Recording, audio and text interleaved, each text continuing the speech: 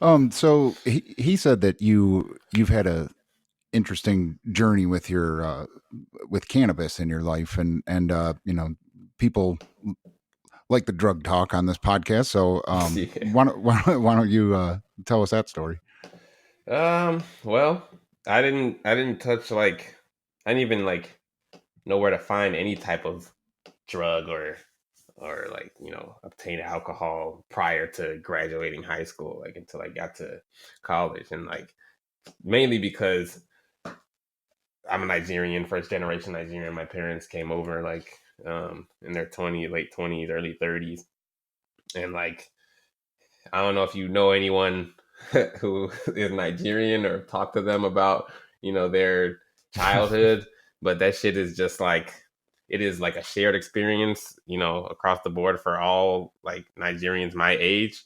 But like it's nobody will tell you that it's like not trash, like compared to just the compared to like what you see on TV or like just like experiencing your own life of just like how you interact with your parents and your day-to-day life and the types of freedoms that like you will have as a child. Like there was like 1.5% of that comparison like in a Nigerian household. Like basically come home, do your homework, eat, do your homework, and try to get away with like doing some shit that's like fun to you, and then go to sleep. And like when I was like talking to Shram and stuff like after school, like that shit was all clandestine. It was not like you know I was just like picking the phone up in full view of my family. Like I was in the cut, bro. I was like on the phone, and then like if somebody would come or like my parents got home, I'm like all right, bro, I gotta go. Deuces. I'll be on AIM later or some shit. So it's like, I can dramatize it or whatever. And if I dramatize it, it honestly won't be like that different from the actual like practical reality, Yeah. you know. But but yeah, I mean, I didn't have any exposure to anything. In fact, I was probably like, yeah, I'm not gonna smoke. Like I'm not gonna touch marijuana. I'm not like people that do that are are like bozos. Like they're going nowhere in life. But like that was like in high school I was like pretty like not open minded at all. And like just like pretty closed. Like when you go to college and shit, or not even just when you grow up and like have more experiences, you realize that like you didn't know shit in high school, and you probably don't know that much shit now, but you're at least like learning and trying to learn stuff. So like got to college. My birthday is September 3rd, so like soon after first class and shit. My birthday's coming up, so I'm just like, all right, like I'm free, finally away from the parents and shit. Like I can pretty much do whatever I want. You know what I mean? I'm like the king of my castle. So let me start drinking. Let me try a drink. My birthday came around, I got a drink, and I was like, this shit sucks, but I like the way this made me feel. And I was like, damn, man, if I was doing this shit in high school, I wonder like what type of life I'll be leading.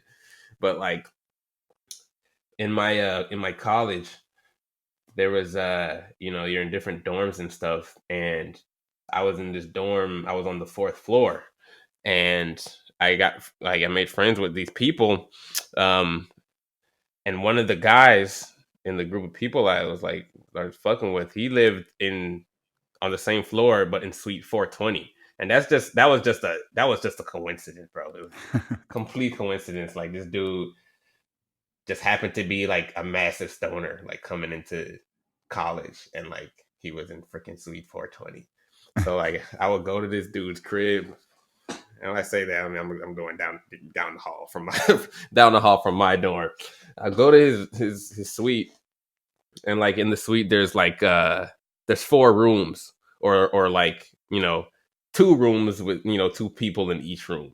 So like one stoner and then three other people that don't be fucking with that type of stuff like that. So I would go to this dude's suite, and like he had a vape, and I didn't know what that shit was, but it was just like, I guess, the Volcano. I mean, I'm sure Yeah. you guys know that brand. Yeah, the Volcano. And like he had a 10-foot bag, bro. It was a huge bag that like if you know fill up the bag, that shit will touch the ceiling and like lay flat on the ceiling because it's so crazy. So I went to his suite and we would like at first he didn't have this 10-foot bag, so like he offered me like the vape, and I have asthma, and like I was just like, man, I'm scared to smoke. Like I want to try it, but like I have no idea like how this is gonna affect my asthma, if I'm gonna be fucked up smoking this shit. So and he was like, bro, the vape, it doesn't even have smoke. It's mostly the vapors. And I was like, huh. I was like, okay, well that shit, you just alleviated all my concerns. Like let me try this shit. So I tried it, and like I honestly can't even tell you like the what feeling that I had. I don't remember. I just know that like after that I was smoking like every day. Like, every day, bro. Every single day.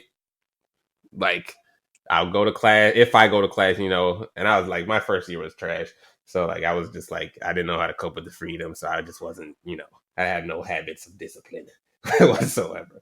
So like I would go to class, maybe come home, drop my shit off in my room or not, and go straight to Suite 420 because he would leave the suite open sometimes just by putting like a piece of tape so it wouldn't lock, and I would just come in there and like he might be in the nook, and I think Stan was actually like he came to visit, and I think he was in that Oh nook. yeah, I smoked there, dude. I Yeah, smoked. I yeah, smoked that 10-foot bag. yeah, bro, and you were in that jam, Yeah. and Oh then yeah.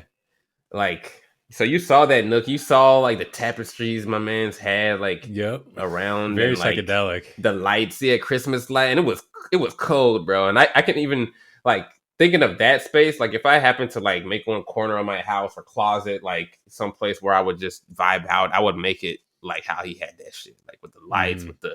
with the black light and like black light art and shit, like that shit was just a good atmosphere to like vibe out and like smoking. So like I be in that bitch every day, bro, and like God, my college is like one of the top rated in terms of like student dining.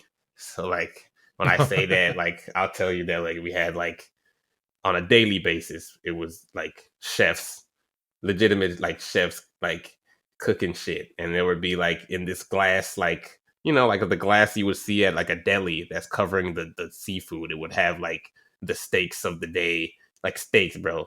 There were like rib eyes. It would have like frog legs. It would have like just various shits, bro. And then you can just like order it, and you would pay with meal points, aka free.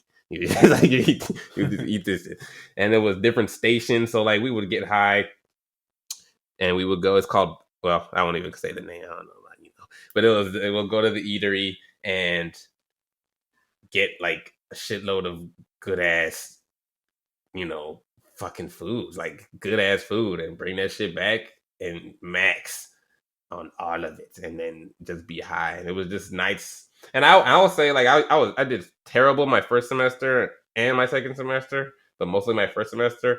But like, and it was likely because like I was not, I didn't have any discipline, so I just was like smoking and not doing shit and hooping and like and rapping, bro. I was rapping. That's all I was doing, and like I don't really regret it because like I just look back, I'm here where I am today, like I'm here, so like that was like some good ass experience. Like I'm glad that I like did that, and that's kind of just like my inception into that shit. But then after my freshman year, like I started messing with my like current like forever friends, like that were in the same like dorm, but a few floors below, and like I was just messing with them heavily. And so like I just wasn't like I kind of broke off with my other friends who I had met initially, but no love. Like it was like it's all love, but yeah, like I wasn't smoking like that. So I don't even recall like after that first semester of doing that shit every day, man. I don't recall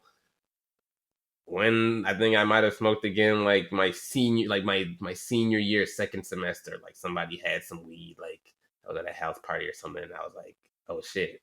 It's like, you want some? I was like, oh yeah, I'll take some. Like I was just like, yeah, I'm fine, I'll take it.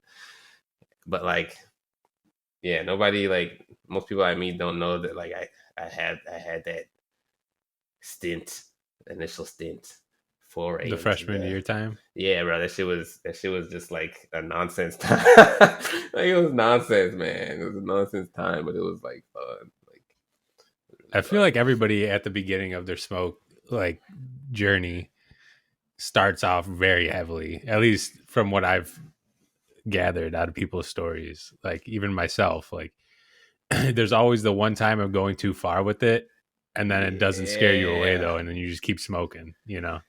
Yeah, I feel like I didn't have like that time of being like, oh nah, this shit can fuck me up until like very recently. I told you about the Chiba Chew incident, which we might get into. Yeah. We might get into later, but like, yeah, I was in an environment where like, I came from an environment where I had like parents on my ass, bro, and like just a constant like fear of like I'm gonna get scolded if I do this, or if I ask to go this place, or if I like don't do this, or like if I like freaking ask to. So then I was going from that to an environment of like ultimate freedom.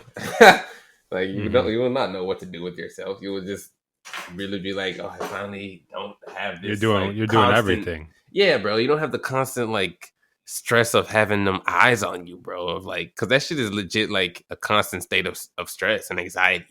And like some people deal with it more than others, but like it is a thing and it is real, and I know it's for every Nigerian like kid. Like